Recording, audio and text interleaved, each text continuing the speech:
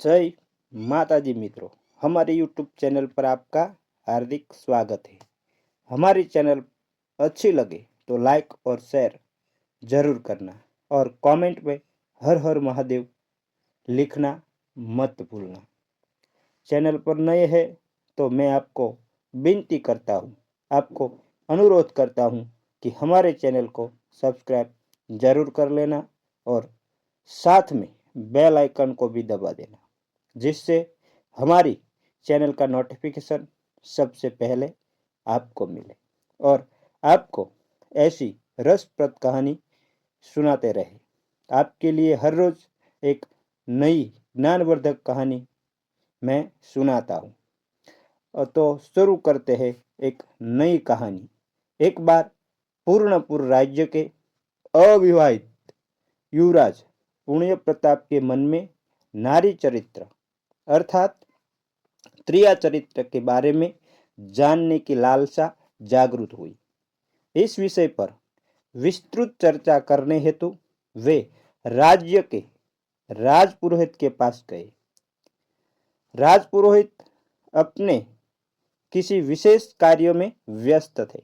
अचानक सेवक ने कक्ष में प्रवेश करते हुए कहा, महोदय, आपसे मिलने के लिए युवराज पधारे। राजपुरोहित ने कहा, उन्हें स्नेह ससम्मान अंदर ले आइए। युवराज ने कक्ष में प्रवेश करते ही प्रणाम किया और फिर अपना प्रश्न पुरोहित जी के सन्मुख रखा और कहा, श्रीमान, आप मुझे नारी चरित्र के बारे में ज्ञान प्रदान करें। राजपुरोहित बोले, मैं इस विषय पर अधिक प्रकाश डालने में सक्षम नहीं हूं, लेकिन आपको इस विषय पर अधिक ज्ञानार्जन हेतु मार्ग बता सकता हूं। युवराज, सुनो, सिद्धपुर नरेश की पुत्री सुलक्षणा बहुत बुद्धिमान एवं अति प्रवीण चतुर युवती है। वह ज्ञान और सौंदर्य की अद्वितीय देवी सदृश है। तुम्हें इन ज्ञानार्जन हेतु उनके पास जाना चाहिए, लेकिन इसके लिए तुम्हारा सामान्य जन की तरह जाना ही उचित होगा। युवराज ने पुरोहित जी को प्रणाम करते हुए प्रस्थान की आज्ञा मांगी और अपने भवन लौट गया। दूसरे दिन राजकुमार साधारण वस्त्र धारण कर सिद्धपुर की ओर चल पड़ा। मार्ग में चलते चलते उसे प्यास लगने लगी। उसका अश्व भी प्यासा था।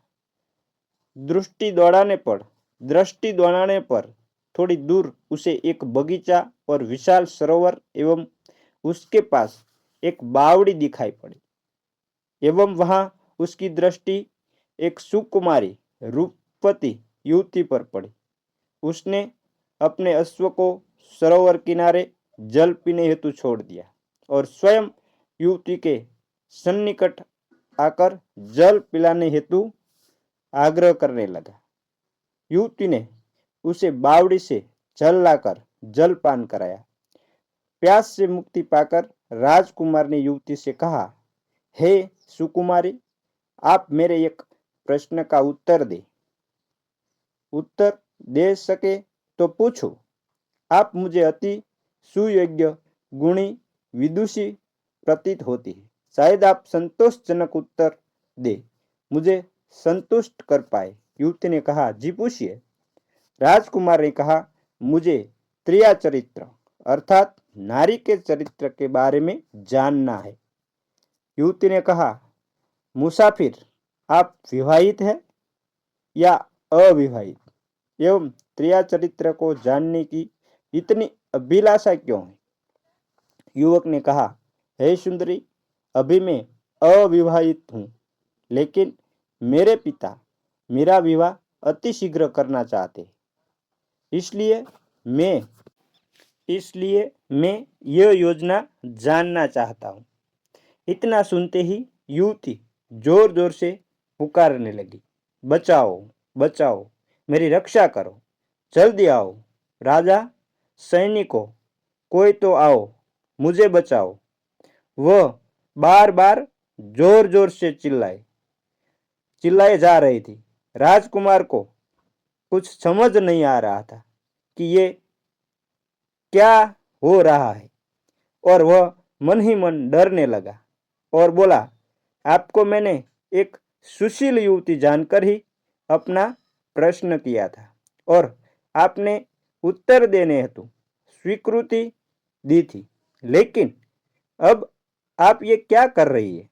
किंतु राजकुमारी ने जोर जोर से बचाओ बचाओ चिल्लाना जारी रखा।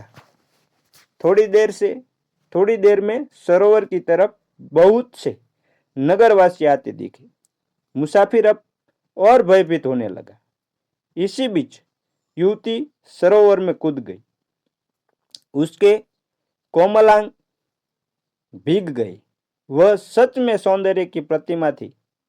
इस बीच उसने कुछ जल युवक पर भी उड़ेल दिया, जिससे वह पूरी तरह भीग गया। युवक कुछ भी समझ नहीं पा रहा था। ये युवती क्या करने वाली है और ऐसा क्यों कर रही है, अर्थात ये क्या दिखाना चाह कर रही है। थोड़ी देर में सैनिक और नगरजन इकट्ठे हो गए। भीड़ बढ़ती ही जा रही थी। राजकुमार अत्यधिक भयभीत होता जा रहा था। अचानक युवती बोली, धन्य है ऐसे युवक, धन्य है इसका साहस। मैं सरोवर के किनारे जलचरों को निराह रही थी। सहसा एक बड़े जलचर ने मुझ पर हमला कर दिया और मैं सरोवर में डूबने लगी। जलचर मुझे अपने चंगुल में फंसाने की मानो ठान चुका था। पहले तो मैं स्वयं निकलने की भरसक कोशिश की, लेकिन जब मैं असमर्थ होने लगी तभी आप सबको सहायता हेतु मैंने पुकारा। लेकिन भला हो इस युवक का जो ठीक समय पर मेरी पुकार सुन आ गया और अपनी जान को जोखिम में डालकर, अपनी जान की बाजी लगाकर, जलचर से बचाकर सरोवर के बाहर मुझे निकाल लाया। राजकुमार अवाक, स्तब्ध, शांत खड़ा था। उसकी समझ में ये चरित्र नाटक, ये घटनाक्रम नहीं आ पा रहा था। वह समझ पाने में असमर्थ हो रहा था। ये युवती क्या नाटक रच रही है। नारी के इस रूप चरित्र को समझ पाने में वह अपने को अयोग्य पा रहा था। युवती ने सभी नगरजनों एवं सैनिकों से कहा, इस युवक का कल राज दरबार में यथोचित सम्मान एवं नगर भ्रमण का आयोजन कराया जाए। सभी ने युवक के साहस की सराहना करते हुए जय घोषित किया और उसे कंधों पर उठा लिया और वे सब नगर की ओर वापस लौट गए। तब युवती बोली, कुछ समझ आया मुसाफिर? यही था आपके प्रश्न का उत्तर, अर्थात नारी चरित्र अथवा त्रिया चरित्र है। राहगीर युवक सुन, सिद्ध योगी, ध्यानी, ज्ञानी, राजा, महाराजा, सामान्य जन कोई भी त्रिया चरित्र का अर्थ नारी चरित्र को जानने में अब तक सफल न हो सके।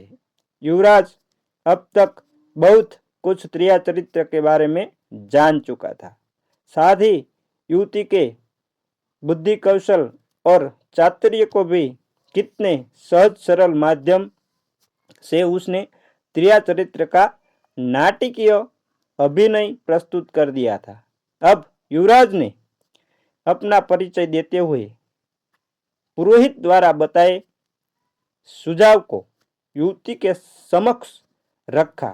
तदुपरांत युवती ने भी अपना परिचय सिद्ध पुरुष नरेश की पुत्री के रूप में दिया।